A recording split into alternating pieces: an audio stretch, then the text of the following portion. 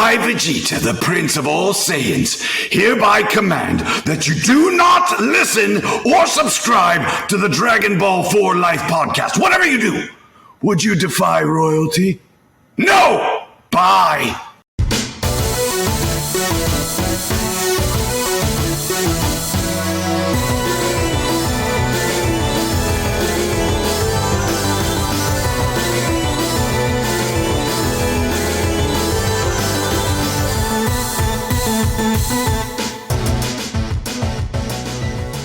Like as it was happening, I was like, "Yep, gonna want to talk about that. Gonna want to talk about that. Gonna want to talk about that." All right, so we'll start here. If an intro spills out, it spills out. But trying to think how I want to word this. All right, I want to preface this by saying, the way that they planned this out to have the last episode be on the anniversary of Toriyama's death, chef's kiss. I think that was beautiful. Yeah, Daima as a whole, I feel like was a love letter to the fans, no matter how it started and or ended or how people feel about it, and definitely so for the experience and going through all 20 episodes with you guys. I enjoyed it, all of it, like thoroughly. Now, with that said, there are things about the finale that I was not very pleased with, but I want to lead with love. We're going to lead with love. You know, Daima as a whole, I loved it. It was fun. I had a grand old time. It's been a long time since I feel like we've had childlike fun with Dragon Ball content. Super was quite serious or very action-packed, which is what we needed at that time. We was going through fight withdrawals, and now we just got some fun storytelling and a nice new adventure. But yeah, I want to lead with love. I want to lead with love for sure. And I don't want it to seem like I'm going to shit on the finale. But we've talked about this before. I feel like we do fall into a trap often, like where we fan cast what we feel should happen. But in our defense, I feel like they tee up a lot of things that would make sense to happen. And then welcome when they don't... to the latest episode of Dragon Ball. Mikey, hit that shit. Dun it.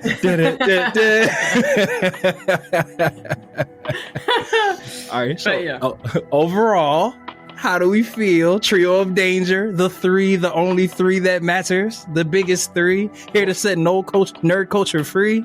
How do we feel? Well, I want to ask Becs, what invoked... the tears, yes. The tears, yes.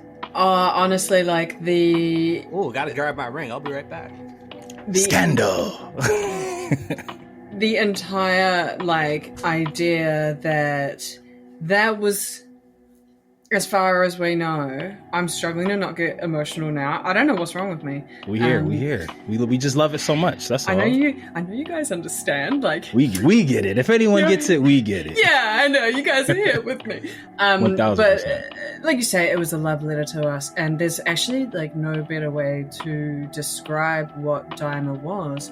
And when I finished episode 20, I wasn't necessarily emotional because of it's finished or anything like that. It was just, I don't know, it was just heavy and it was a lot. And I was like, it kind of brought me back to the day Toriyama died. I mean, remember how, kind of shocked we were. And it was almost like, I think when Daima was, announced, it was cool. And then Toriyama obviously passed. And then when he passed, in my head, I was subconsciously, I was like, it's okay. We still have some stuff from him to see.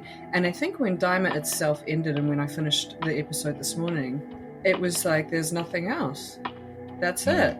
And it's not there's nothing else for me to watch. It was shit, he's done. He's finished. And how often do we see, whether it's a saga, series, whatever, how often have we seen something in Dragon conclude with just the end? Like it did with Daima today. Yeah, that was different. That was definitely different. Because when you said you had tears, Becs, I was definitely in the feels in that specific moment when I saw the end, and I was that was. Does anybody else hear that beep, or I'm tripping? Sorry, it's me. I'm turning the air. Oh, okay. I'm sitting here like, I gotta change my fire alarms. Like, what's happening? That shit sounded so like in my real life. I'm so sorry. It's like midsummer here. It's so hot. No, we good. Look, y'all know me. I bitch about like I gotta turn my air off to record all the time. My bad. But go ahead, Trav. What were we saying? No, it was just like, I definitely feel what Becs is saying, because I remember when I saw it at the end, it was like, it kind of hit in the feels a little bit, because this was Toriyama's final story. Yeah. And that's it. Like, I was like, shedding one thug tear, Yeah, with that one save the world tear that comes down. I feel you. It's funny, like, before we just kind of like get into the thick of it all, we're talking about like the love letter and like, it's funny for whatever, I won't say gripes, but for whatever things that we would have done differently for the finale. It's funny that even some of the non-decisions that were made felt very Toriyama-esque. Like the fact that Gohan was just not in this at all just feels like such a Toriyama thing to do. Like, he's like, Gohan will be fine. like it is what it is. Well, he's like, they just got a movie with him and an entire manga. Yeah. So like, I think that they can just go without him because I can't be bothered writing him in. It's like, damn, how many times y'all gonna keep fucking asking me about it? Shit. Yeah, and tried to kind of like highlight a conversation that we had, because I know we didn't want to like talk too much on the phone about it, just like just spitballing just how we felt about it. You had said, Trav, like a big critique that Toriyama gets or used to get all the time is that sometimes it feels like he just like forgets about things or just doesn't care to like continue on with certain like story threads. Some stuff in Daima did felt like that, but again, in a weird way, it felt very Toriyama, that there were like just like glaring, I won't even say glaring, just things that were brought up that weren't like finalized, or like things that were like halfway sought out and just didn't really make it to the end of the show, like to just be flushed out. And whether that is that it's going to come back later in time, like because they've mentioned many a times that like things and themes and people from Daima were going to show back up again when we get back in the current timeline. But I find myself, from when I spoke to you earlier versus now, like a tale of two opinions, because it's like I am perplexed is the word that I use with some of the things that they chose not with the way that they went, but they did feel like very Toriyama decisions. So it's and while I don't think there's gonna be a Daima 2, but I don't necessarily want it to be. Didn't that, like, instead of a series finale, it felt like a season finale? It did. It definitely did. Yeah. But like, I don't like that's literally just an observation. I'm not like speculating any sort of theory of like, ooh, they're about to come, like the next arc is going to be a Demon Realm. No, just with how it ended, it just didn't feel like a series finale, even though it was the series finale. Yeah, I agree completely with that. And it's funny because I wonder, do we know the timeline of like from his passing versus like when he was like writing Daima? Like, was that like happening at the same time, or is like I believe it was complete, written complete in full production. I actually, and I could be wrong, but I'm certain that I heard somewhere that it had like basically been fully recorded, fully like animated, or they were like nearing the end of that. When they announced it, because I was really interested. I was like, when? Manja, give me more. Give it. And wasn't it maybe, I think it might have been 2 years ago, maybe even longer, but I'm pretty sure it was 2 years ago when we heard of rumors where it was like, oh, there's going to be a web series. Oh yeah, the web series. Yeah. And I'm pretty sure Daima was the series that they were talking about. Definitely. But it just now it got picked up by the streaming services, which I don't know if it was originally going to be a web-based series. Like, I don't know what that means. I don't know. YouTube exclusive. Yeah. Crunchyroll would have been mad to not pick that up, though. Yeah, so you bringing back DragonBall? We can't get in on this, right? They did subscribers, man. Yeah. So I think it at least been written and done like before his like passing. So yeah. The reason why I had wanted to ask that to you guys, because and let me know how y'all felt this last episode, and we kind of beat that horse in our last episode that they was like, yo, there's so much stuff left on the plate that needs to be finished before this wraps up. We don't know how they're going to get to it all. This episode felt rushed to me. Like it felt like it felt like they just sped through it. Like I kept waiting for more to happen. Like even after the end credit scene, the second one, I was just like, wait, that's it? Like I was like, like when it ended and it took me back to like the Daima main screen, it was like play episode 1. I was like, wait, that's all? Like there's nothing else. The English dub, bro. Yeah, but so I wonder if there was like an intentional decision made not to touch it because it's Toriyama's last thing. Like I wonder if they was just like, dang, maybe we would have change this a bit or set this up so it could be reused. And I wonder if like out of respect for like his legacy, they was just like, yo, this is his last thing. It's what he wanted to do with it. It's what he wrote. Like we're just gonna put it out. Like whatever happens. We're just putting it out as he made it. I think, like, hear me out. So, like, I know we're feeling like it's sort of like not incomplete, but like you said, there's things that just weren't fleshed out. Obviously, the fusion bugs and so on and so on. You know, I think I'm thinking about it, right? Like, if they had have fleshed these things out, if they had have included all these things in the story, if they had have had a fusion, it actually wouldn't be traditional Dragon Ball.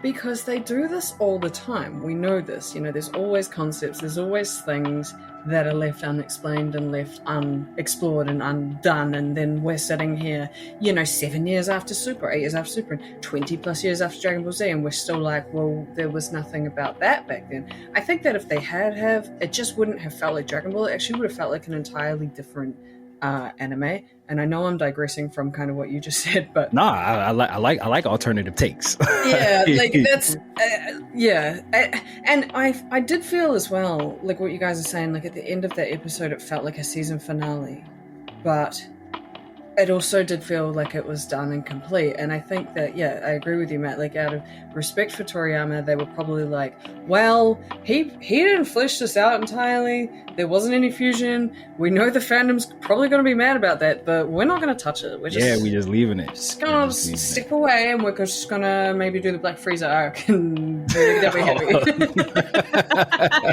and to be fair, respect is very, very big in Japanese 1000%. culture. 1000%. So I can totally see that being an aspect of like, look, we know what we're gonna hear, but this is Toriyama Sensei's final work, and this is what he gave us, and we're going to make sure that we produce that. Big facts. Well, exactly. Brother Trav, because you do it so eloquently and much better than I do, would you mind just kind of giving us a brief run through of the episode, and then we can kind of talk about our favorite parts, things that maybe we want to see continuing, things that would left us a bit confused, and whatnot, what have you. Yeah, so the episode, we see Super Saiyan 4 Goku, canon Super Saiyan 4 Goku, with the animation just, I mean, if that's one thing that you will not hear any At sort all. of gripes, complaints, whatever. That zero key points of contention with that. And I think the animator name, I think his last name is Shida. I think that was the same animator that worked on the Ultra Instinct Goku Jiren episode. Which one? They fought like 6 different times. Like the hour-long episode that you. broke the internet, where you got Omen. But got it. So that one time, yeah, right. That one time. that felt like just real quick that 1 hour Ultra Instinct Omen episode. It felt like old school Twitter days where everybody was watching live at the same time. Oh, 1,000! Like we experienced all that as a community. Like we need everyone just came down on that episode at the same time. Yeah. Even non-Dragon Ball fans, like even ones that hadn't watched Super, like, oh shit, Goku's doing some shit. Correct me if I'm wrong. I might be combining memories here. But wasn't that the episode that they like intentionally like released it all at the same time so that like there wouldn't be spoilers? I remember something happening in Super that they were just like, oh, like worldwide simultaneous release. I don't know if that was the episode or if I'm thinking of a different one, but I feel like I remember that being like a thing on Twitter where they was just like, oh, everybody's gonna get it at the same time so that we can like all experience it at once, so like it's not gonna spoil stuff. Really though, why doesn't that happen all the time? Right, more often. Come on. Like this episode. Yeah, so we get Super Saiyan 4 Goku just put in the work on King Goma, which was surprising. Like he hit him with the fisticuffs first, right to his fucking mitt, like bow, bow, right in his mitt. So, and we just see him just zoom, zoom, zoom, flying around, body shot, hitting him right in the gut. Vegeta got the I eat ass face. He's just mad. He's like, ooh, you son of a bitch.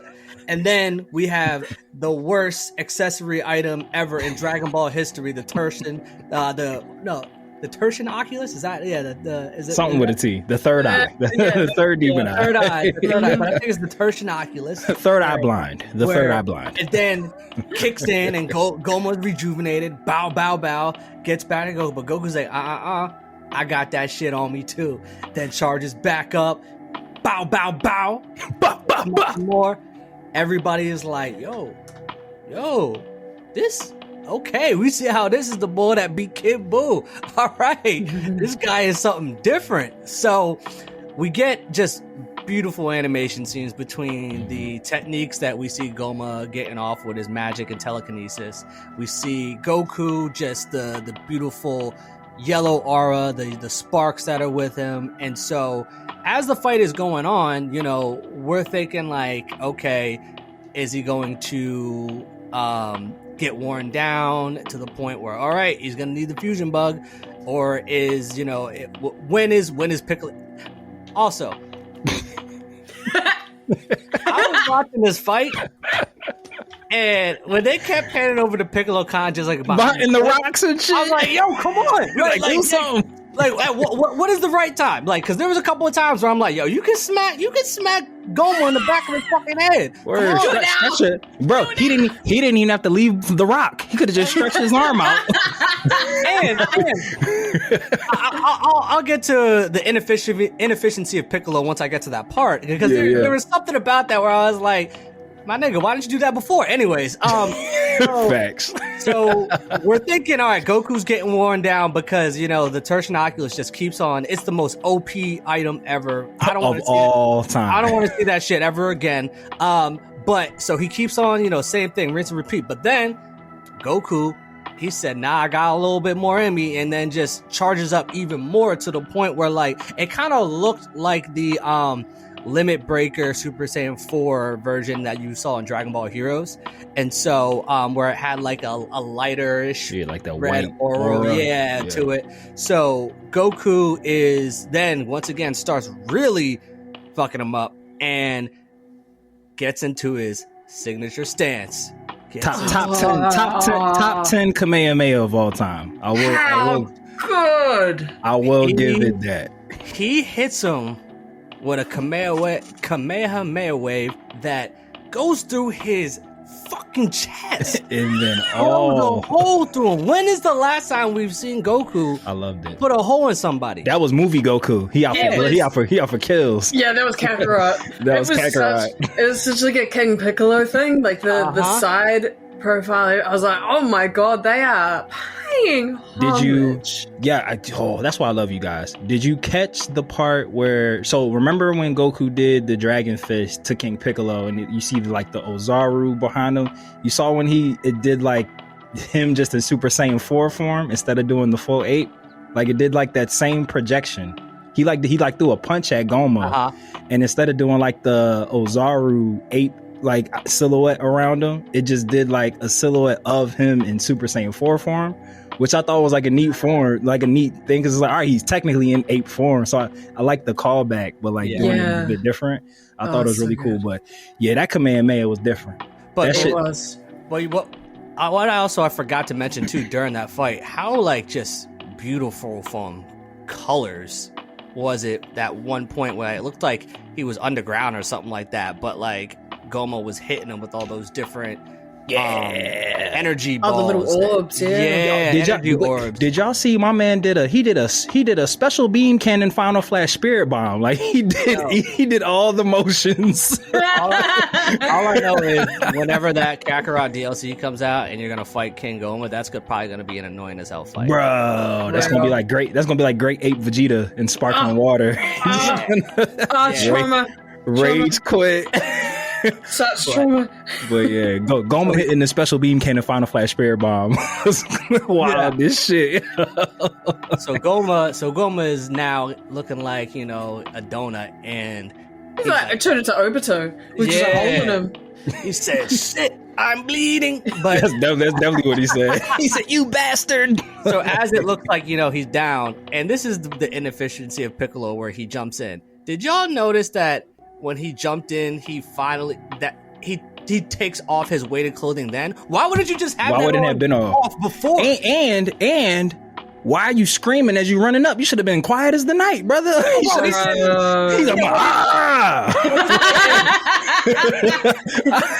now it's over. And I'm like, I'm like, whoa, why you telegraphing your move, bro? Shut up. It was literally his 15 seconds of fame in this entire fucking anime. But yeah, why did he take off his shit then? Like, Goku told you like a whole episode ago to wait for an opening. Behind a rock with the weighted clothing on. It's like, Trav, even worse, Trav, when he was helping out in 18 or 19, he took the shit off. So that means he put it back on at some point. Like, he put the shit back on to creep around some rocks. Yeah. Things you do for the fit, man. The things you do. Listen, I get it, but not in that moment. Yeah, no.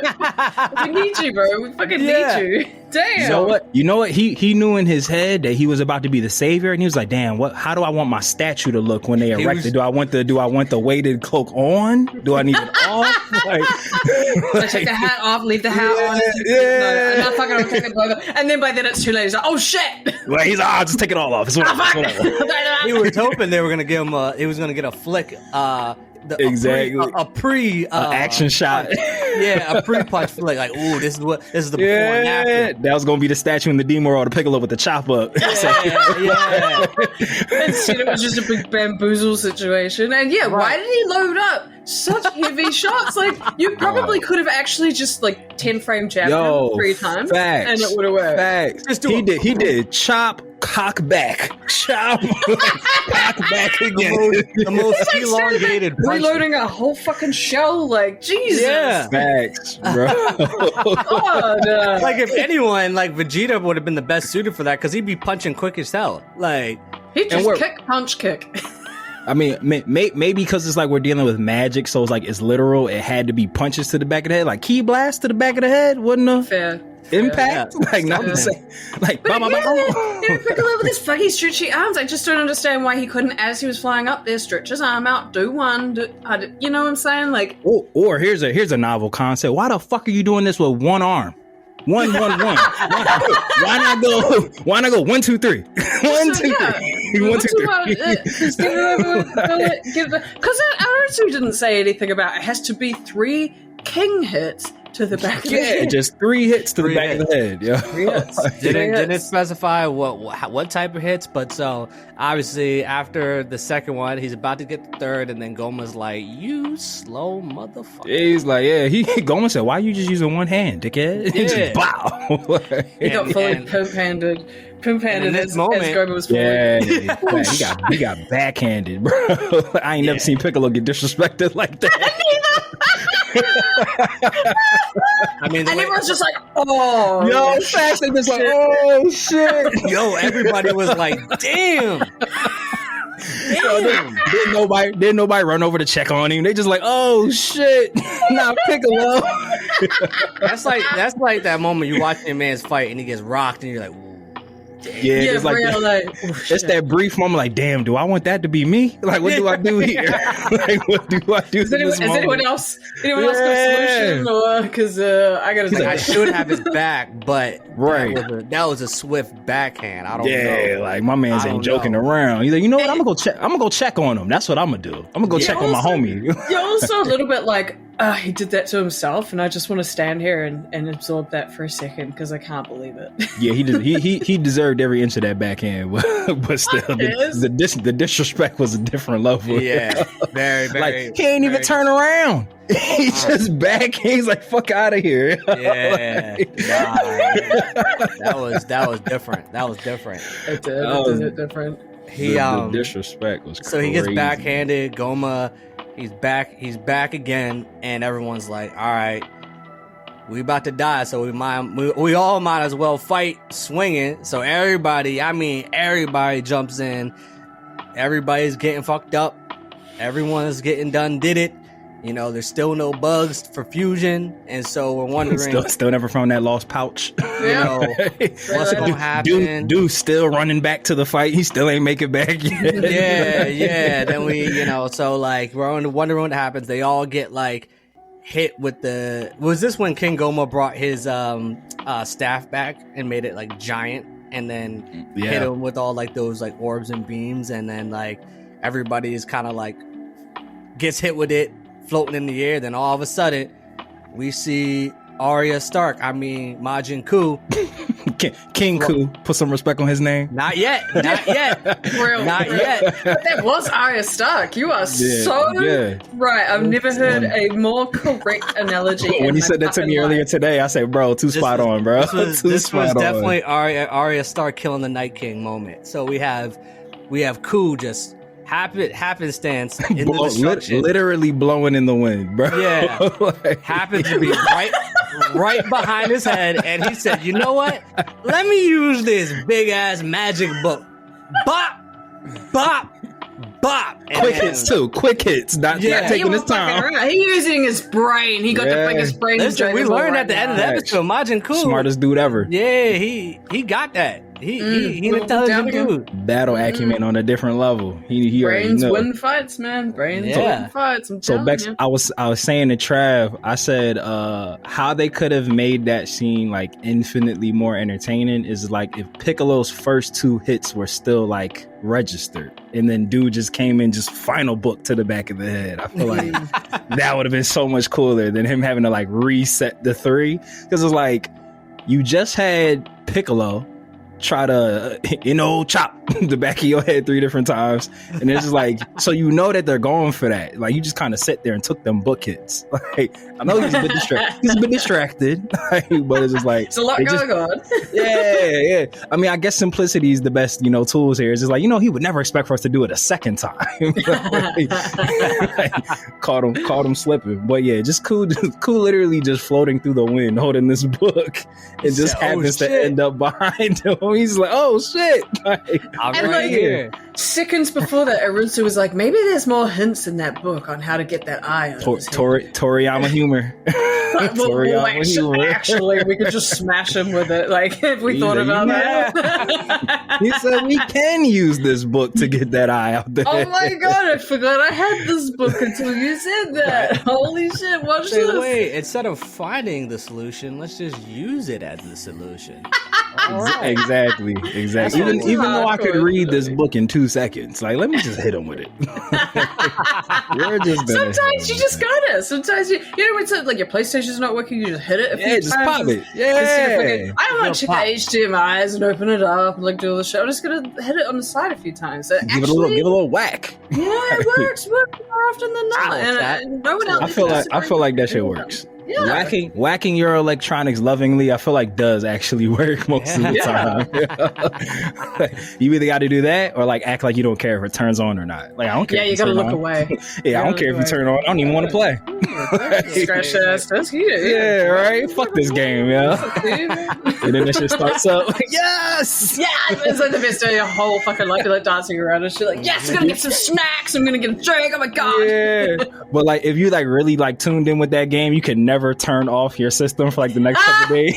Right. You just gotta leave that shit running for days so you can keep playing. You can like hear the disc spinning as you're sleeping. Like, oh fuck! And then you're all like worried, like, fuck, I didn't save it, did I? Fan in the system working overtime like a motherfucker, hot as shit. This is how you know we're old, eh? It's like straight up. PlayStation over there begging for help. Turn me off, please. Help, master, help me, I'm dying. It's so hot. Can you hear me screaming? Turn it off, please. You hear my fan, bro, working overtime. Turn it off. The good old days. Yeah. The good old days. But one thing I will say, try before you finish out the episode recap, the Kamehameha residue that Goku had on his hands, like that shit was fire. That was dope as fuck. The little touches. Yeah, little blue like twinkles of light still on his palms after the fact. That shit was next level. That was fire. Did we skim over the fact that Kamehameha went through 3 fucking... Bro, oh, that shit was talk fire. About it. That went through every single demon world. He made waterfalls, man. Yeah. And now everyone can fly because the air's thin now. It's just solving all these problems with one that Kamehameha done liberated the whole demon realm. Like, now I'm not saying that it was Trav, but I'm gonna say it was Trav because you know our insider of the year every year when it comes to anime shit. I remember when we first started talking super early, like maybe like first couple of when it finally got to the demon world, we were talking about like how are there skies if there's like worlds over top of worlds, and now we got an answer. Seems like they're just like artificial skies, like because once Goku blew that hole in that shit, you just see there's just a hard exterior like just wall there, which I thought was like a really neat thing. And then the Tamagotchi just watching that shit go through, it was like, oh shit. Arms crossed, like, almost like nodding and like approval at night.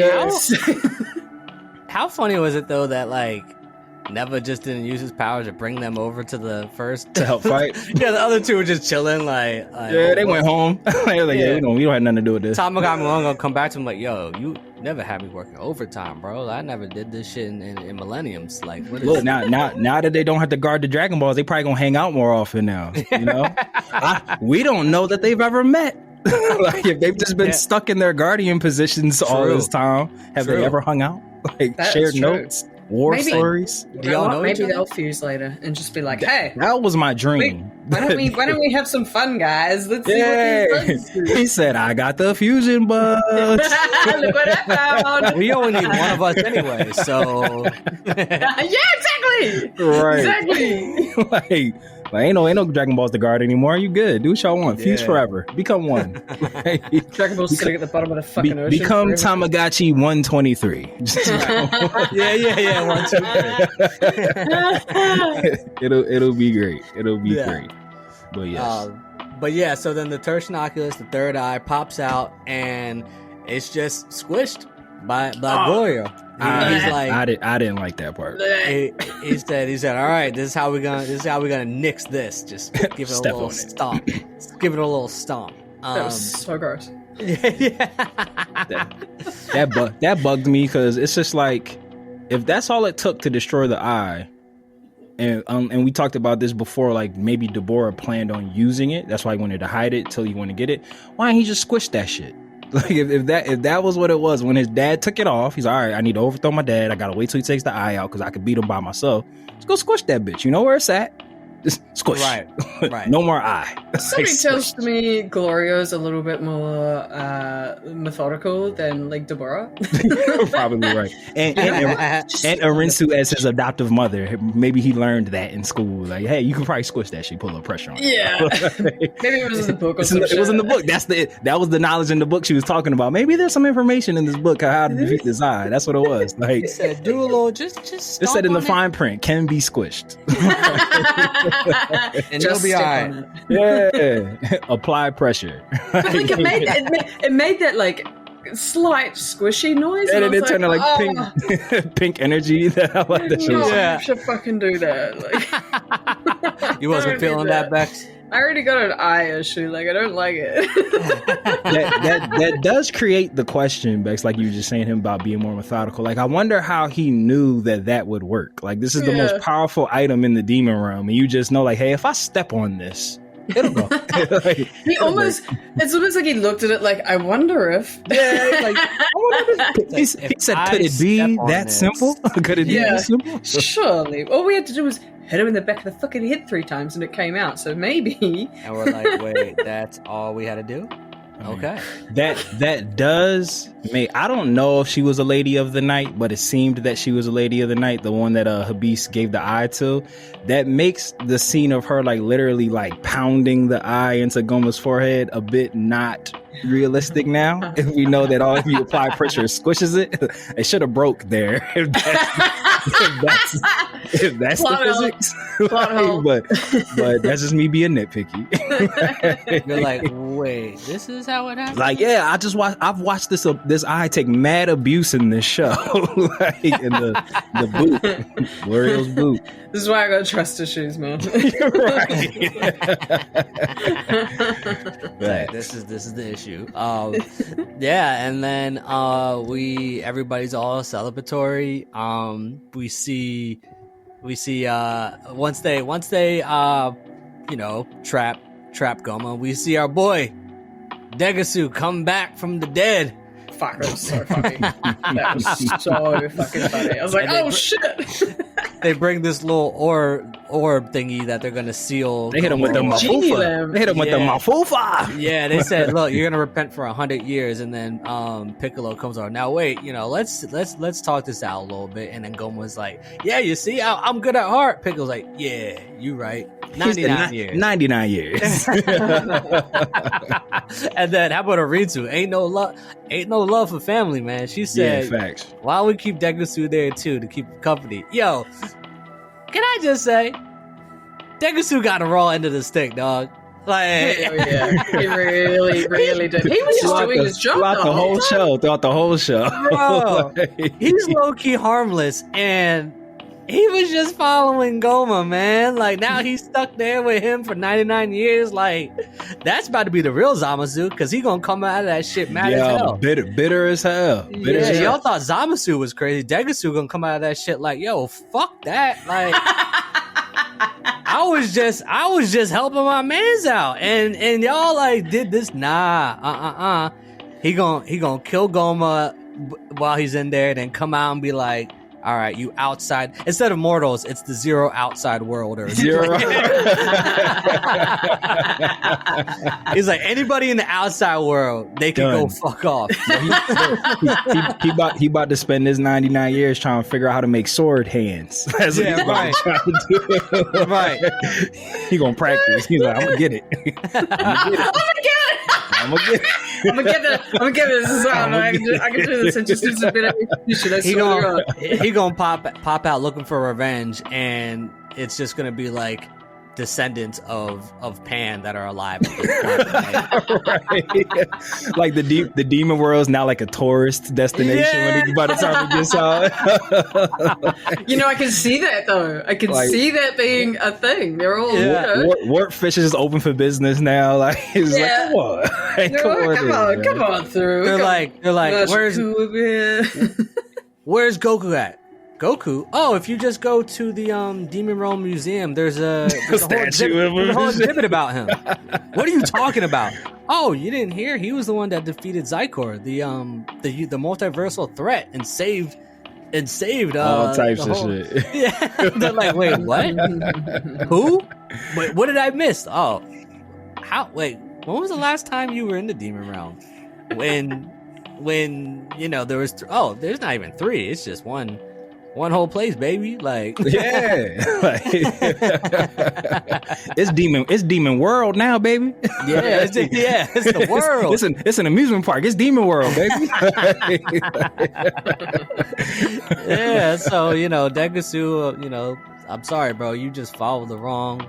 You just followed the wrong guy. I mean, if all things are created equal, wasn't Degasu the one who like got Goma paranoid in the first place? Because wasn't Goma just like, oh, they won't come here, and Degasu was just like, but what if they do come here?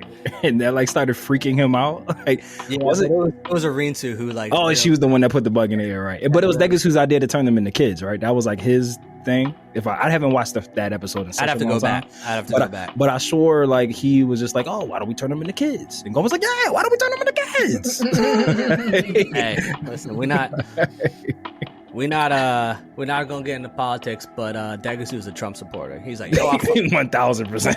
I followed him, and he's leading me to my demise right now. So I don't know. Yeah, he made the wrong decisions. Turning off Wolffish was it. I bet that's his karma. That's what it was. Hey, he knew it. He said, "Damn, I feel bad about doing this, but did it anyway. Should have listened to his gut." Yeah, he turned it off and was like, "Damn." Immediately regretted it. He's like, "Ah, shit." Knew I should have dipped. He said, "This is gonna come back and bite me in the gland." That's what this is gonna do. That's what this is gonna do. He could have fucking gone to Wolffish himself and been like, look, my man, so like some shit is about to happen. Can I just get through? Yo, facts. I would have snitched. I would have been like, Goma said I should turn you off, but I ain't gonna do that, brother. Can I get out of here? Hey, right.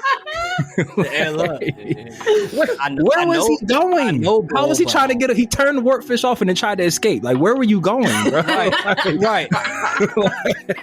Like, sir, I need to know what the logistics behind this. Facts. I need a one shot of Degasu and Goma in the body. Yeah. I need answers. I just need it. Hey, look, I just need Goma to be like, you tried to betray me? He's like, yeah, I ain't really think better of it. And he was just like, didn't you turn off workfish after you tried to betray? He's like, yeah. He's like, fuck was you about to go? yeah. Sorry, boss. I didn't think. I didn't think that went through, boss. Because I was panicking. There was so much happening. There was people, Saiyans everywhere. He said my brother's an asshole. He's like, I'm sorry. I was just flustered. Yeah. And then you had this third eyeball. I in wasn't your head. thinking. My bad. Yeah. Sorry. He said that guy Habis, his Riz was just so powerful. I was flustered. That's what it was, boss. Yeah. That's what it was. Beast, man. I love Habis. I love Habis so actually Habis is hilarious. He's the best. Yeah. Like Habis, Ku, and Do are like my favorite things to come out of this show. Like, I need them back. Yeah. Like when Ku was just like, who trying to be a minister? Habis was like, me, yeah. He's like, nah. He's like, hi. He's just trying to get that status so he can, get all the dates. Get them dates, yeah. But I love like saying it without saying it. Ku was just like, you the reason we just had to go through all that shit. I ain't giving you no positions of power, bro. Yeah, absolutely not. Absolutely not. And Aritu's interesting. Very much. Like she still has that element of like, I wonder what she's thinking of, but it seemed like they tried to make her like turn a new leaf a little bit towards the end of the series. But they learned that by technicalities that the one who defeats the reigning Supreme Demon never King, made that shit up on the spot. Yeah, bro. That wasn't a rule. He's the person who beat us the king. Right. And then it was Ku, and then Ku gets to work early. Ku puts that cape on quick. He had that ready. Yeah. He had that king cape on standby. He looked good on him too. Right. He rocked that shit. He looked pretty basic before, to be fair. Ku might be one of my favorite characters coming out of Daima. Like, Ku I with the love cape. Ku. Ku with the cape is different than Ku without the cape. I love Ku with the cape. I love Ku. For sure. So he starts appointing. He appoints Rinto as the vice supreme demon king, and then appoints King Kandan as minister, Glorio as minister. You get a everybody. You get a minister. Everybody in minister. It was so like that. Who else? Who wants to be a minister? You guys from the outside world. How funny was it with Goku where he raised his hand and goes, He's "No, like, we're going home." That was the best, yo. I expected nothing else, to be honest. When he raised his hand, at first I was gonna be like, "Oh wait, is this about to be like their way to just freely go into the demon?" That's what I thought was about to happen. He's a minister, and he's like, "No, we're going home." Yeah, we're gonna go home. We're gonna dip. We're tired. He said, "Actually, thanks, but no thanks." Yeah. Then now we have the new cabinet, the head of staff of the demon realm, the new government. Yeah, And so as Matt had said earlier, now that all the realms have been, all the worlds, I should say, have been broken through. The air is now lighter. People got a little more pep in their step, you know, a little swagger to their style. Yeah. So then, the gang heads back home. We don't get any sort of them getting to home. They're just heading back home. We just assume they got there. Yeah, we just assume they made it. Yeah. Battle of Gods, we know they make it home. Yeah, but the one thing that's gonna have everybody in the fandom, including myself, of the biggest question that is supremely left unanswered was when Vegeta says to Goku, "You've been hiding another form from us, another Super Saiyan bargain sale." And Goku said, "Yeah, you know, I was training a lot harder after Kid Buu since he was strong, and you know, I felt like I could tap into this." Basically said like he knew it was there, but he hasn't been able to like fully master or access it. Which obviously now everyone's gonna be like, "Well, then why did he just never use it against Beerus?" Yeah, because like, Battle of Gods is like almost directly after.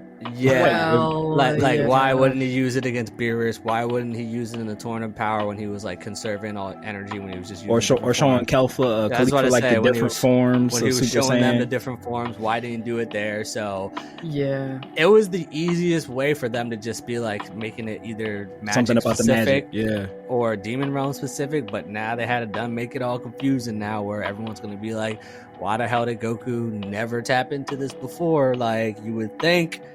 Now that he was able to access it, because like we were saying in episode 19 when he just transformed into it, we're like, still magic, still left all right, over maybe maybe it was just some residual, remnants from that. yeah. But nope, he said, "Nah, I've been had that thing in me." And it's just like, damn, dog. For what? I think that the biggest like caveat or like issue or continuity problem that is going to exist in this conversation is when Goku fought Beerus in that first fight on King Kai's planet. He said, "This is my final form at the moment," or this is like my top form. Mhm. And like the simple answer to this, there's a super simple answer. And everyone listening, I want you to fucking hear me out, please. Hear her out, please. Listen to Becs. Listen to the me. track, bitch. Listen to me real carefully, because this is honestly that you can't argue this. This is it. Daima didn't exist. It just didn't exist, mate. And we can argue as much as we want that, Super Saiyan 4 is not canon. Oh, it doesn't exist. Oh, it's a different timeline. No, it's fucking not. I'm sorry, it's not. We can't sit it's fucking just not. We can't sit here and have these ongoing, and I'm just speaking from a, being part of the fandom type person, not obviously to you guys, but we can't sit here and have these ongoing like, oh, why is this like that? Why is this like that? But that was written after that. That's why they didn't consider it. So, but again, I think that's probably got to be the biggest, like, where people go, well, this is why Daima isn't canon, because Goku said this to Beerus, and it's like, okay. And that's the part that kind of like bugs my bunny is I feel like the writing team should know better. That's such a dad. Hey, brother. Thank you. Thanks, my bunny. It bugs my bunny because I'm like, for the most part, I feel like, Toei, Shueisha, Toritaro, they pay attention to like the fan commentary, like they, like the show and jump comments and things like that. Like Ayoku. Yeah. So I'm like, he was always in Toriyama's ear about like the popularity, continuity and things like that. I mean, that's literally why Gohan got nerfed, because of a fan poll. So it's like they legit listen to the people. So I'm like, you had to have known that by having Goku say the line that, oh yeah, I've kind of had this or felt that I could tap into it, you had to have known that was going to stir up those contrarians that don't want Daima to be canon. It's just like, why put yourself in that position? They do this on purpose. Yeah, it feels that way sometimes. You know what it is? We about to we about to go in the off season. We about to go in. He said we want to give y'all something to talk about. Yeah, That's we need y'all to wrap your brains around this. Argue for the next however months that we don't get new Dragon Ball. Yeah, because even the other side of that, the Vegeta Super Saiyan 3 part of it, like in Super, when he's training with Trunks in the Goku Black arc, Trunks asks, he's like, "Oh, you gonna go Super Saiyan 3 like Goku just did?" And he says, like, "Nah, that's a useless form." So like, they could have easily put a line in there where where Vegeta like says like, "Oh," like when they're talking about Super Saiyan 3 and he's just like, "Oh, it's Ultra Vegeta 1." He could have easily just been like, "Ah, that form Ultra Vegeta 1. That shit was funny. That's an ass name. That shit was hilarious." But they could have easily just had Vegeta just kind of like foo the 3, but like, yeah, like that was cool when I was smaller, compact size. As an adult, it drains too much spiritual pressure. Whatever. Like it could have been. They could have like continued. Yeah, I know. Nice. I threw a bleach reference. I like that. Thank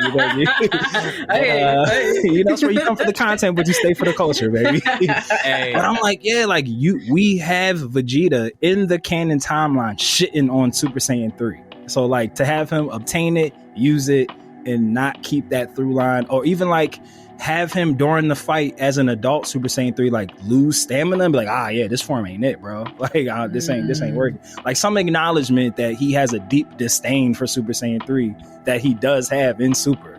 Just like those things, it's like, do you not have a continuity writer's room? Like there's like nobody who's like paying attention to like the through. You forgot about Tien and Launch, literally. So it's like, apparently there isn't. But I'm just like, I feel like that would, and maybe with Torotaro, like maybe that's something that'll be like his regime. Like, hey, paying more attention to the things that have been established. Because it's like, for the people for the naysayers who just want to be negative, just to be negative, suck a dick. But yeah, when you put stuff in our face that you're saying like, hey, these are the rules, and then you do stuff against that, like you can't be mad when people are like, wait a minute, but didn't you say that this was what's happening? Like you told me, like I didn't assume this. You're telling the story, guys. We're just viewing it. Yeah, so it's like that part, that scene did bug me a lot, and just. If Super Saiyan 4 didn't have a tail, I really wouldn't have a gripe. Like if he had that form with no tail, I'm like, okay, cool. It's still plot holy-ish, but Goku having the ability to regrow his tail bugs me. Because we've seen Saiyans regrow their tail in Dragon Ball, but it was like a permanent thing. It wasn't like, I can do it at will and then power down and it goes away. Like Gohan's tail came back before, Goku's tail came back before, but it came back. So it's like having this ability be something that Goku obtained himself is just like you figured out a way to regrow your tail temporarily. Like that, it doesn't click to me. It's just like that doesn't make the most sense for a Saiyan to have that ability, because I feel like that would be a really important thing. If Saiyans figured out how to regrow their tails, I feel like they'd be like, oh shit, this is like a mega moment in our culture. Like it's just like, it's so like that part is like what kind of like makes it hard for me to not pick at him saying like, oh yeah, it's always been inside of me, I just didn't know if I could tap into it. It's like, okay, Goku. I think like in my head, the form itself makes the tail come back rather than it being the other way around, because like in GT it was more the tail needs to be there for the form to be there, but it seems to me, again, this is just kind of like, I guess, my headcanon, the form comes and then the tail.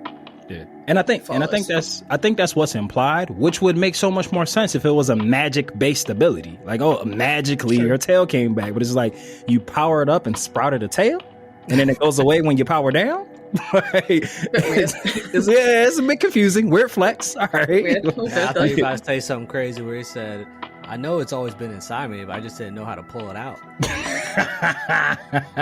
I said, whoa. That's the same face. That's the same face I made when Gloria stood on the eyeball. That wasn't Kakarot speaking. That was Kakarot. Yeah. I see what you did there. I see it. And then we had the end credits. How about that with that transition? Yeah, I love it. Nice. Then we had the end credits scene where they revisit the store that they're at. Oh, and then also Pansy gave Bulma all of Goma's what was that, magnite or something like that? Yeah, that metal fuel. that used for the fuel for the ship. Yeah, but so they revisit the store and the lady's like, "Ain't you the young boy from before? Like, what happened? Like, now you old? Like, I'm confused." She's like, "Damn, how long was I to sleep?" So they obviously are looking at those bugs again, and then also she tells Bulma of this one thing that can de-age your skin by which 10 I years. have a problem with that. Same, and I think I know what yours is. You go.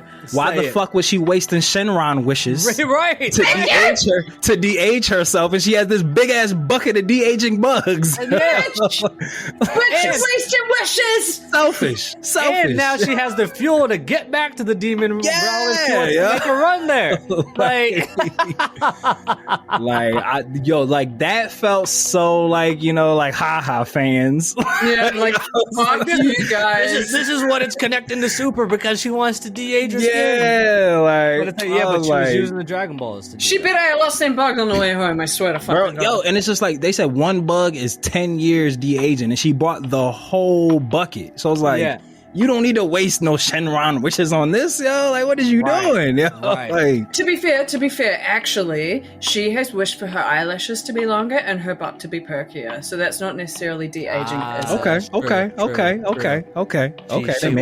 Maybe there was a plan. Yeah, Can marry these things up, actually, if we think about it. There we go. Forgot she wanted the BBL. The DBL. Oh, damn. There it is. Okay. DBL, name of this episode.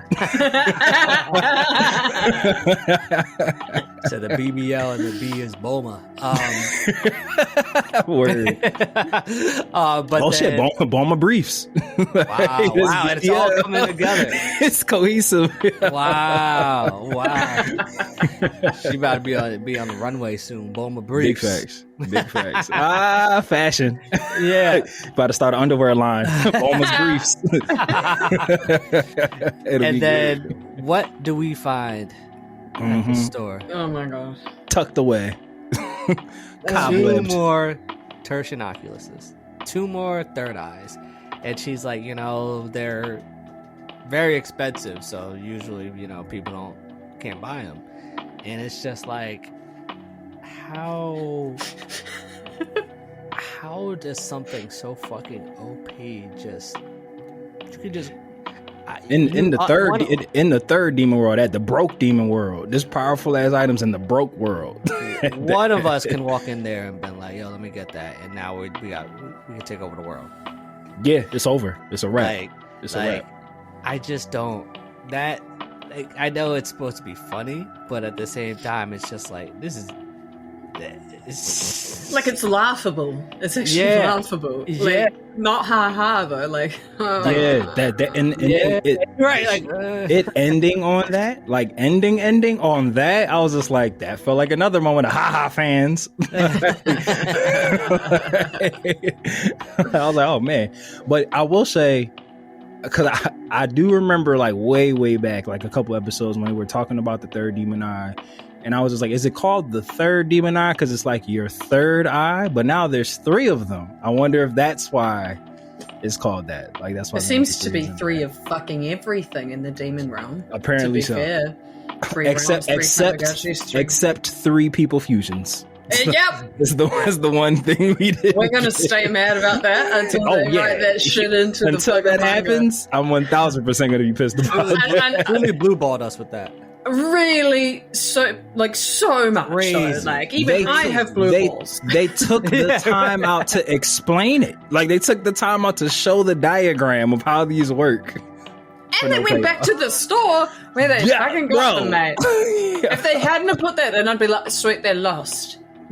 Like, I can live with that. But now I know. I know they bought that whole fucking store out. I know. Bulma was there. They 1000% bought that store out. Take my money, bitch. Take my money. Retire. Yeah. Hey, Glorio a minister now. He definitely bought the store out for his friends. Yeah. Literally. You come live with us. You got the Oculus eyes and shit. We need you. You know how to find stuff, obviously, lady. Come with us. The only way that I'll accept this is if this is what led to Gohan's fascination with bugs. If they just like give him the bugs and like, stody these, bro, so we can figure out how to make them ourselves. Sure. That's the only way I will be okay. We got to learn that Dende's overwatching the other two Tertian Oculuses on the lookout. He hit him in the hyperbolic time chamber. He's like, Dende, there on the shelf. What did y'all think of when Neva asked him if he wanted to stay, and then Dende justice for Namekians finally? he said no, but I'll ask the nomads who didn't relocate the new planet Namek. Which confuses me, because which Namekians are homeless? They're not necessarily homeless, but they don't exactly have their home anymore, I suppose. Like, because this is pre-Marl arc, so new Namek is like definitely a thing. So it's just like, what Namekians are homeless? Unless some didn't go to old Namek. Like if they all left Neva behind and maybe like kind of couldn't agree on whether to go left or right, or like some went that way, some went this way. Or maybe by nomads if they're just on different planets. Like maybe because wasn't Minaito the only Namekian on planet Serial? Yeah. So like, that's a good point. So maybe like those who by nomads maybe just means like they're not on planet. And the granola arc did kind of infer that there are like mad different types of Dragon Balls in different places. So yeah, maybe that's the Namekians that he's referring to, the ones that didn't go with the group. So all right, I'll shoot him some. Justice for Namekians finally. Which is funny that they all seem to like acclimate themselves to wherever they're at. So I don't know how many new residents never gonna get. They're so adaptable. They're just like, I'll live here now. Like, yeah. You guys don't really need much they really only need water, don't they? And like a place to, I guess, like meditate or fucking whatever. Maybe some trees. But I would like low-key be real happy if somehow at some way in like, future manga or something like that, there's like just one panel of all of them, obviously other than the ones that we need, like Piccolo and Dede, living in the demon realm now. Like they've gone home. Yeah. That's actually like safe. Like, let's be real, because they are so vulnerable. They're refugees out in the world. They're legit refugees out in the world. And Japanese company, man, he's dying for people. Yeah, he's dying for some boys. Yo, I love how he asked Dende. He said, "You trying to stay?" Dende was like, "No." He said, "Piccolo, you trying to stay?" Piccolo was like, "Nah." He was just shooting out for invitations for anybody. He was like, "Yo, anybody trying to stay?" Piccolo said, "Nah, Earth kind of popping." He said, "I like Earth." Yeah. He said they got sparkling water. Y'all don't got that here, bro. Yeah. You ever have Pellegrino? Double entendre. Don't ask you around. But you ever have bubbly, man? Yeah, man. Like, you should come with us, Neva. LaCroix? You ever have that? Yeah. They got flavored sparkling water. They got flavors, bro. Like those big rocks you can meditate on. They're flat. He said, "You ain't never had the kiwi strawberry flavored water, brother?" He said, they got this thing called Gatorade with electrolytes. Come on. Body armor, my guy. What are you talking about? We even have fruit called watermelon. You might actually like it. We can make a drink out of it. Right. They're like, "Nah, I don't need." Yeah, but we can make it into liquid. He said, "Nah, bro." He said, "You take water and then you take this thing called a lemon and you get something called lemonade, brother." Neva's just like, "What?" He said, "Lemonade?" No, you lying. He said, "Nah, I've heard some crazy things, Piccolo, but you full of shit." That's where you lost me. He said, "Angels, gods of destructions." You had me. Lemonade, Piccolo. Really? Sorry about that. He said, "Okay, flavored water. You got me." Yeah. You almost had me. He said, "Way to try to get me to leave the demon realm. I got it." But Becs, so what you were saying, like about the one shot about like, or a panel, after credit scene of like something to like the Namekians like returning back home. I think it'd be dope because One thing that they did do, which I feel like was done extremely intentionally, again, not that I necessarily need to come back to the demon realm anymore, but like Ku's saying to Goku as they're leaving, like, hey, if we get in trouble again, come save us. And Goku's like, got you. So that clearly leaves the door open for Trav's theory of like Glorio showing up in the outside world just fucked up. And he's just like, oh, we need you again, brother. But I think it'd be really dope if like them Nomad Namekians like came back looking to like get they get back. Like, yeah, like we suffered out in this bitch. Like it was bad for us because y'all didn't make it good. And like they come back to just like, and they're obviously jacked and yoked and like been fighting. Assimilated. Yeah, like they just ready for war. And I think that'd be dope if they like powers on a beam. Yeah, and I think that'd be dope if they like just kind of run down on the demon world and like that's why they need help again. Like, oh shit, like we know. And is demon which I can't remember like which one it is. A demon year is longer than an earth year or shorter than an earth year. I don't remember. I cannot remember. Because I remember like their time was different. It was like it was like 10 to 100, like 10 years versus 100. I don't remember what it was. It was something. But I only brought that up to like wonder like if the 99 years that Goma and Degasu are in there like might actually go quicker in the outside world. Like it's like 99 demon realm world, so it's like maybe like just a couple years for them, and like that might be, even though I don't need Goma to try to get I don't need Goma's Revenge the movie. Like, I don't I'm all the way good on that. Yeah, I'd rather see Jiren, to be honest, if I'm going to see that outfit ever again. Yeah, right. Which never got explained why Goma's wearing the Pride Troopers outfit, but like, such is life. Fuck, isn't it funny though when he goes back to being little and he's just, and you're like, oh, that's right. That's right. He's so small and his voice is so much different. I love this. What if Goma was one of the original Pride Troopers? He's the original. He got kicked out. Yeah. He got cut from the practice squad. Yeah. That's what it was. Didn't even make it through trials. Yeah. They was just like, hey, you did great, but we decided to go in another direction.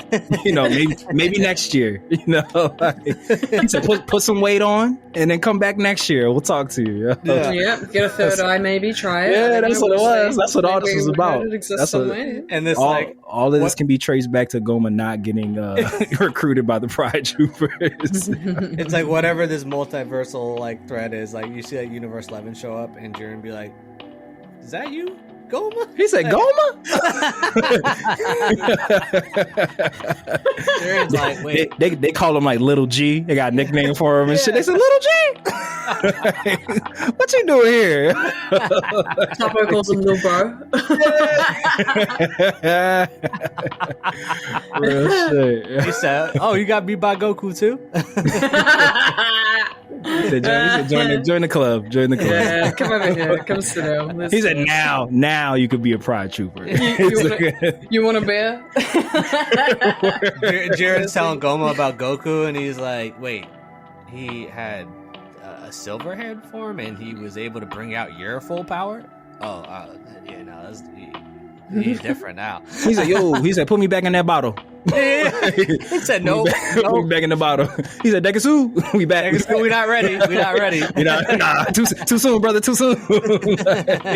They do some dumb petty ass crime to get put back in the bottle. Yeah. He said, yo, he defeated Jiren. We can't. Nah. He said, we cool off that. So Majin Buu, King, Arinsu being vice king, vice president, whatever. Do you guys think that Arinsu was written really well? And like, you know, in terms of like being evil, doing the whole Majin thing, you know, making Majin Buu, like all that kind of like backstory, and then ended up just like cutting all of that into like, you know what? She's kind of good actually. Like, do you guys feel like that was like a kind of like a waste of character?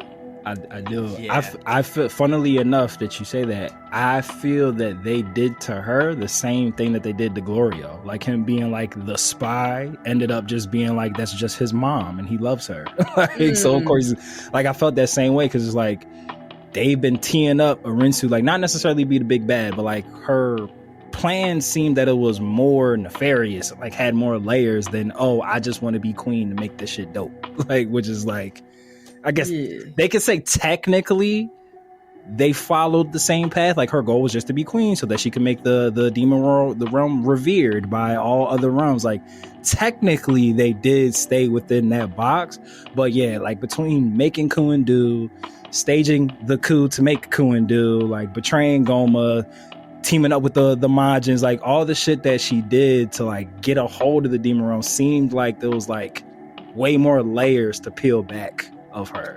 Yeah. It seemed very face value, very superficial. They introduced her to be like kind of like unique and a little bit complex, but then like with how she was towards the end, it kind of leaves a lot of questions, but also it's kind of like there wasn't really it doesn't feel like there was like a direction for this character. Yeah, and like I grow tired personally of characters that were initially, you know, I guess threatening seeming and like you said, nefarious, and you're kind of like, oh shit, you know, darkness is happening there kind of thing, and then they do bad shit, and then all of a sudden it's like, they're sorry. Like, yeah, you know, like Devil May Cry 5 kind of thing, Virgil doing all that shit, and then it's like, actually, you know, we're cool now, like let's just kill everything together. It's like, oh, for fuck's sake, like can you like put some effort into that transition at least, at least. There's nothing behind the resolve, and I'm just nitpicking, like, you know, like we do sometimes. I feel the same way that you feel. No, that's why I actually, like, I remember when Resurrection at first got announced, I'm like, damn, we don't need to see Frieza again. I'm tired of seeing him. But post Resurrection at Frieza, or no, like once you got into the Tournament of Power, I really enjoy having Frieza around because he still is Frieza. Like, yes, like agreed. he might not like be as like, oh, I'm going to kill everything in sight and conquer. Like he's still conquering planets, but like, come to learn, he's just a businessman right now. He's a space pirate. Like, he just he's just a space pirate. But to Beck's point though, he hasn't come around of like, oh, all right, now I'm like an ally. No, he's still got his own motives. He's still Frieza. And still a very reluctant ally. Like allies, like he's extremely loose. Exactly. Yeah. Like very reluctant, and they've done a good job on like withholding or maintaining his core character and his core characteristics, and they've done that with Vegeta as well, and I feel like they've done it with Goku, and I think they've done it with Gohan, you know, and so on, and then these kind of like side characters, they get, like I say, there's no effort in the transition between like they're shitty people and then they want to be, I guess, good people. Like maybe they could have done a little bit more resistance on a Rinsu being vice whatever, her being like, no, I don't want to be that, I want to be fucking queen, you know. And then even in like Ku saying what he said, it was still like, Ku, where he's like, we'll still make it a scary place. Yeah, but it'll be a good place too. Yeah, but a good place to live. Yawn. Yeah. Boring, lame. He said, we'll still make it scary, but a good place to live. And it's like, huh? I don't give a fuck about that. Yeah, okay, so. Rinsu said, it says demon realm, motherfucker. Like, no. In the fucking name. It's supposed to be unwelcome. We have fangs and pointy ears. Yeah. Like, I don't know how that's going to happen, but sure. Yeah, right. I guess if you want. Make the demon realm great again. She was like, I don't have a fucking choice, do I? Red facts. She said, do I king? Like, do I have a choice? What do you want me to do? What do you want me to say? You want me to just agree with you? Fine, do it. Right. Now, you know she's gonna play the I'm your mother card at some point. She's gonna want something done. She's like, I made you, bro. Like, well, he is king Joffrey now, and she is. You facts. 1,000%. That was just a Game of Thrones episode. Ku is Tommen. He's a loving soul. He's a loving soul. That's true. That is actually true. I can't see him being old. Mm-hmm. That'd be a crazy twist if Ku goes off the deep end and just turns evil. I would fuck with that. I would fuck with that so hard. That was his point the whole time. King. Now that I'm king, it's lit. Like it's up. It's up. But Becs, I did want to bring something up to you that I had brought up to Trav, and I kind of want to get your take on it. So now that Daima's over, we're never going to get an answer to this, but I do now wonder how Babidi got control of Deborah, and like how no one in the demon realm was like had an issue. Like they didn't even know where he was at, like that this had happened. Like, cause like I'm looking at like from the flashback sequence, the statue, how they spoke about him. He clearly was a better ruler than his father. We know that he wasn't like the best guy, but it did seem that like the demon world like held him in higher regards than his dad. So I'm just like, how does your king get kidnapped and become enslaved by other people that live in the same place as you and no one says anything? Like my man just walking around with a Majin tattoo and everybody's just like, Did he get kidnapped? Did Deborah get kidnapped by Babidi? Well, that's the part that I'm like, I wonder how he ended up in Babidi's service. Like after overthrowing his dad, taking over, like doing his job, you know, he got that that golden statue and stuff. People speak, I won't say lovingly of him, but you know, they like spoke of him with reverence. So like I'm wondering, like, outside of him just doing what he did to Vegeta, just tapping into the darkness and like blindsiding him, like I wonder how that worked. But with Vegeta, he didn't know about Majins, so like yeah, he got tricked. But it's like Deborah was the king over these people. Like you should have an idea of how their powers work. So like I just wonder how that came into play. Maybe it goes like this. Majin Buu obviously was in his capsule hatch egg thingy. And Majin Buu obviously originated from the demon realm. And Deborah maybe wanted to be like, yo, what's up?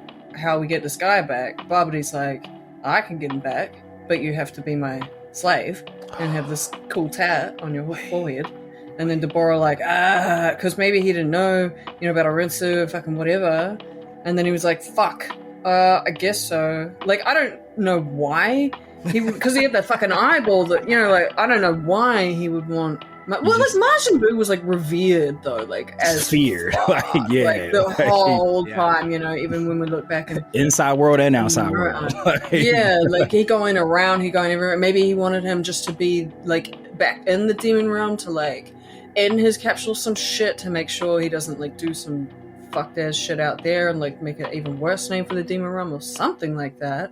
But like the relation between Deborah and Babidi seems like it was almost like business, like rather than Deborah being like kidnapped or something like that. And it's got to have to do with Majin Buu originating from the demon realm, and Deborah being like, yeah, let's get my boy back. You just gave me a light bulb, and if they want to take credit for it, just hire us on the writing team, and we'll let you take credit for it. Maybe the fact that he lost the eye. He needed that power up. Like he doesn't have the third demon eye because it got lost in transit. So like maybe he wasn't strong enough to beat his dad, or maybe he was and like to keep the power. But like if we're assuming now that we know that the eye could literally just be squished, I feel like it's safe to assume that Deborah was trying to hide the eye to like be able to retrieve it at a later date because that was like his minion. So maybe the losing of the eye is what made him like have to turn to Babidi. Like, hey, bro, like I need a power boost. like I need something. And maybe Babidi tricked him. He's, oh yeah, if you let me put this M on your forehead, you'll be so strong, so strong. Like, yeah. Babidi seems like he'd probably be able to find a way to convince him. He good talker. He is a good talker. Yeah. Let's be real. He know the right thing to say to make you want to do the thing that he wanted you to do. Yeah. Do y'all think? I was just gonna say, with Buu coming from the demon realm, and we know that they obviously get to the outside world because he was terrorizing shit out there. I feel like it'd be fire if like Buu was like just causing havoc through all the different universes. Like I feel like that would be dope. Like if they had brought that up, like that would, I feel like that would add to the legend of Majin Buu, like why he was so feared. Like coming from the demon realm, having access to the warp fish. If he was just like him and Babidi just going to different universes, just fucking shit up. Like and then they end up in 7 finally, or and that's when he gets sealed. I feel like that'd be fire. I feel like that'd be like a cool way to like, you know, add to the scourge of the world that like Majin Buu was. Because like the Z fighters obviously are just oblivious to everything that happens outside of Earth. Yeah, but I feel like that would be like super dope. Damn, that's really interesting. And now that I'm thinking about it, so you have Vegeta, who's a prince from an outside world who spent all of his formative years just going from planet to planet to planet, conquering for his space gypsy pirate adoptive evil father. Like, and it's just like every time a strong enemy shows up, the Z Fighters just like, we've never heard of this shit. It's like, what the fuck do y'all know? Like, why are y'all always caught off guard? Like, especially like Vegeta and Goku, like you have regular intimate relationships with angels and gods of destruction. You're constantly jet setting to different planets. You got aliens as best friends. But here we go. Here comes Majin Buu, who's like the most feared entity in all of the universe, and none of these guys know who he is. Even fucking Frieza knew. Yeah, that's what I'm saying. Even Frieza knew, yo. Like, I'm like, wow, damn, they just really just live in a protective Earth bubble. They just like have no idea what's going on. Frieza's not sharing any intel with anyone. Facts. He just knows all this shit. It's like, even Black Frieza in the Granola arc, he not telling them why he need to keep them alive, keeping them on a need to know basis. He just Yeah, said, I'll literally. let He you is know a when I need you. businessman. Yeah, he said he, and this is again another ode to his fucking character, is that they haven't fucked with that kind of shit. Frieza's always been that like, business nah, about his shit. actually, I'm not gonna tell you. Like all of his forms and shit, he didn't even like reveal that he had like other ones until later. Like, well, actually, Yeah. I have this fucking extra one. I had it from you. Psych. Psych. Got another one. Yeah, facts. But yeah, I just that does strike me as fun. That not fun, odd that the Z Fighters are never know about these like well-known evil people that show up at their doorstep. Like everyone's like, you've never heard of such and such. I'm like, who's such and such? It's like, bro, like where do you be at? Yeah. Like, Are you reading a fucking book, for God's sake? Like once in a while, there's books everywhere. We know there's books with all the shit in it. Like don't even front. Like we like, see it on Goku's hand right now. like outside of Beerus, God of Destruction, and we say Angel, like Dende, like you're homies with like the god of your planet. Like I feel like you should know more things, yo. Like you regularly commune with these people, these hyper intelligent otherworld beings, and y'all just don't know about none of these, or at least just like ask for a printout. Like who are the top 10 most evil people out there? Like, Just so we can prepare. yeah, just so we can prior- know, like prior to the event, Yeah, not so during when, it. when we hear a name, we can be like, oh, he's the number 10 one. Oh, go ahead, Piccolo, take care of that, bro. You got that, bro. But anything 5 and up, we know we gotta, rally the troops. Like, Do you know what though? I just realized, like, just literally right now, is they fucked up the bibbity bobbity boo thing with Ku and Do. And I don't like that. I don't like that. Bibbidi bobbidi boo They did. Because I always liked the bibbity, because it's obviously fucking magic. Like I always liked it being that. I was like, oh, that's fun. And now it's not that, and it's like, okay, go. There's extras. Yeah, bibbidi bobbidi boo hoodoo. Yeah, It's just a lot. they should have called it. Oh fuck, I don't know. Maybe like. Booed? Nah, that sounds gay as. Nah. Never mind, I'm not going on the fucking writing team. You guys go without me. send for me later. Yeah, I feel like they could have. Like Ku and Do is just fun, but I feel like we even said that when they named him in the episode. It was like, really? That's what y'all landed? That felt like a 11:59. We need names by midnight type of decision. Yeah. Like, my dumbass though was just like they should have done it backwards and called him Oob. Fuck. Taken. I need to fuck the fuck out of that shit. Jesus. It's the anniversary of Toriyama's death. You're emotional. That's what it is. Yeah, I am. Yeah, I've been awake since 6 a.m., man. That's what it is. But I guess in its totality, all 20 episodes, how many Dragon Balls you giving Daima? Out of 7 or 3? Good point. Yeah. Yes is the answer. Out of 7. Out of 7, Out of 7 earthly Dragon Balls. I think I would give it honestly a solid 6.5 out of 7. There you go. Mm-hmm. I was thinking 6. I feel the 6 too. So because so much epic shit took place. Like, so you know what? Just off of Super Saiyan 3 Vegeta Mini, I'm going 6.5 too. Nice. Let's do it. Let's just do it. Yeah. 6.5 across the board. And the only reason that I haven't added the extra 0.5 is because of that one episode where they were fighting those giant, dog things and stuff. With the giant dog butthole and the giant kid and the giant dog butthole. Yeah, that Goku just casually arriving back home and forgetting that he had this great form called Super Saiyan 4. Yeah, that's a big one. I have hope. I have hope that it will be retrospectively written, and they do that often. So yeah. I feel like somehow it's gonna come back in. I mean, we'll but it's see. like my fear is, why do I care? Because you got God, you have form, you got Blue, you got God, you got Ultra Instinct. It's like them going back to the Ascended Saiyan, the beefy one again. Like, ooh, let's go beefy again.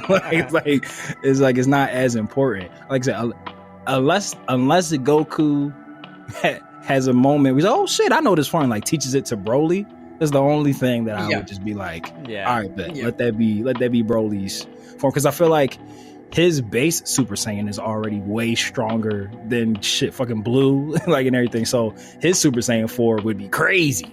People were wondering if he could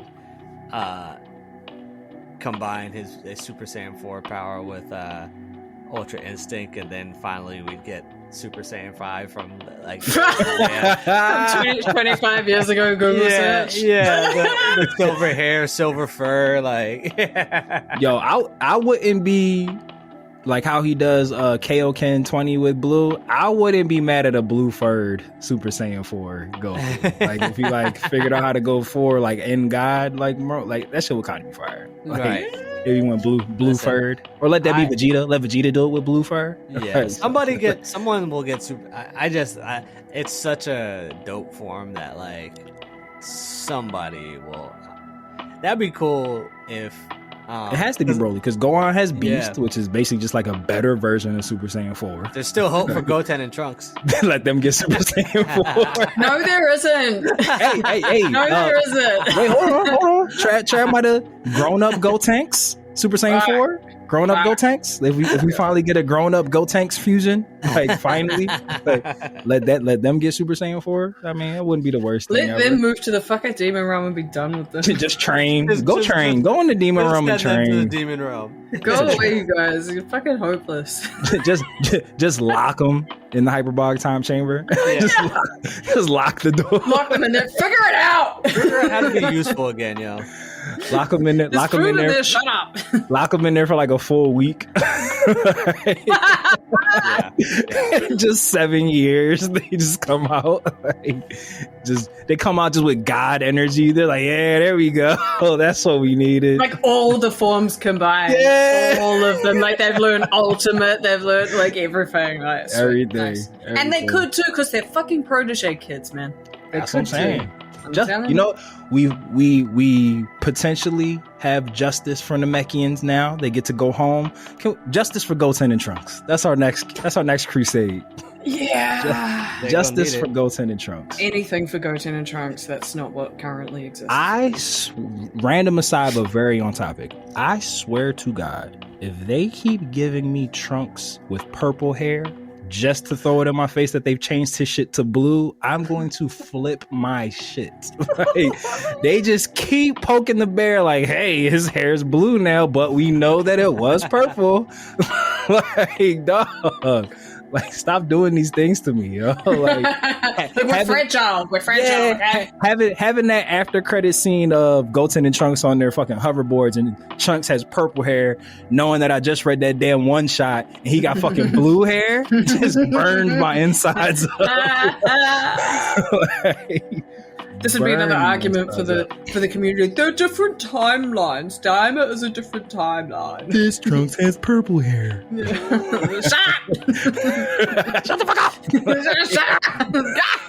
I'm gonna crash out, man. I'm fucking crash out. Real shit. Well, yeah, justice for Trunks and Goten. That's the drum that we're gonna beat from moving forward. Save them from. Look, bro. They can form a super group with Gamma 1 and 2. It would be great. It would just be amazing. Yeah, it would be amazing. It would be amazing. I have such little hope for them. I don't know if you guys can tell.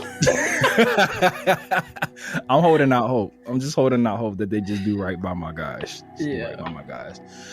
But that was Daima. It was great. That was Daima. I pray that we don't have to wait as long for the next anime. Because even though in retrospect it doesn't feel like Super ended that long ago, but then when you think about it, it really did end a really long 7, time. 8, 9 years. Yeah, it was like 2018. See, 2018 or some shit like that. But it's just like, I guess because like we talk Dragon Ball all the time, like fills the gaps, but then you're like, damn, that was a long time ago. Long time to wait. But I had a blast with you guys. I guess now we can get back to the movies. Fuck it, we're up to Broly, aren't we? Legendary Saiyan. Nice. Oh god. Oh no. And then did we stop at BoJack? The good one. Yeah, there's the one. There's the one good one. There's the one good. But I feel like because we did Lord Slug, I feel like BoJack was next. I could be wrong. Or maybe it's like the Android 13. We haven't done Android 13. Android 13 yet. I like that one. I enjoyed that one. Did we do Broly?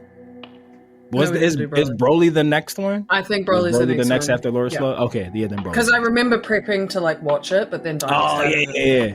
Oh yeah, because we were gonna combine the Brolys. We were just gonna do all of them as one episode. And well, not the third one, not Bio Broly, but the first. We're gonna talk mainly about the first one and sprinkle in the other two for about 30 seconds. Exactly. There are other movies, we believe. You want to call them that? We're not sure. We didn't watch them. Yeah. Our review of Bio Broly is it happened. That's the whole review. Yeah, it happened, and we are sorry if you watched it. It happened. Our bad. We didn't make it, but we apologize. Well, good brother Trav, do you have any final words of wisdom to close out? You know, because Trunks is a clone. It's different timelines. That's what it is. Purple and blue hair. but this is our, to the best of our knowledge, this is our final Daima Day. So happy last Daima Day. To all the listeners, we greatly appreciate you guys for coming out. Quick aside, before we let our good brother Trav give us the wise words of wisdom, it's our 3-year anniversary. Not today, but just like this month. It will be the 3rd year that DB4L has been a thing. And snaps for us. And we thank you guys so much for the support, the love. You know, we, like I said, we're gonna start open things up. We want to like engage with you guys more. We're still waiting for that person who's ready to answer the challenge and try to convince us how GT can be canonized. You know, don't be pussy. Come on, come on to the show. The DMs, all right, slide it to the DMs. Slide it to the DMs. We literally post all of our contact information in the description of every episode, and I tell you, I point to where you can click on it every episode. It's not hard to find us, but I digress. 3-year anniversary. We got some shit special planned for that. We won't spoil it here, but just know some shit's coming. Thank you guys for 3 years. It's been great. Here's the 3 more. Here's the 6 more, 9 more, 10 more, million more, all the mores, paramore. I don't know other things that end in more. I was about to go for Baltimore, paramore, more or less. Less is more. For quote the Raven, forevermore. But all right, I'm gonna start rambling. Trav, give the people some wisdom before we close this bad boy out. I was just gonna keep it simple and just say, R.I.P. Akira Toriyama, the GOAT. We love you. 100%. Thank you so much, Toriyama, for giving us Daima. We are grateful. Yeah, I'm not crying. You are. Yeah. What? Who's cutting onions? Cutting onions. Allergies, man. Like they have seasonal allergies. Fucking plants. Yeah. It's these fake palm trees behind me. It's just giving me allergies. But lifers, we call you guys the lifers because you quite literally put the L into DB4L. And we know that we can't grow this King Goma Special Beam Cannon Final Flash Spirit Bomb without you. So lend us your energy by way of likes, subscribes, 3 to 5 to no, 3's too low. 5 to 7-star reviews if that's possible. Follows on YouTube, our YouTube, and our girl's Becs YouTube, hers too. We're gonna put all of that in the same places you can support everybody. And our Star Wars, our sister Star Wars podcast, Annie, Are You Okay? A Star Wars podcast. And the easiest way to do that is by clicking the all-powerful link tree of might in the episode description below. That's also where y'all can DM slide to try to convince us why GT should be canonized. So click it. But like we always say here, in the Kame house that Toriyama built, whether you watch it or read it, we all need it. So open up that nerd eye or that third eye, and we will see you next time on Dragon Ball for Life. Dodanre. Shout out to super producer Mikey and Dragon Ball GT. We love you, Mikey. And shout out to Yali, all caps, and Tay, and I see the brain, and Lily, and Becs, because we love her so much. We love her so much. And Becs. Mortals, listen up. It's your god of destruction, Beerus here. Subscribe and follow the Dragon Ball for Life podcast, or else you shall be erased from existence. Hakai.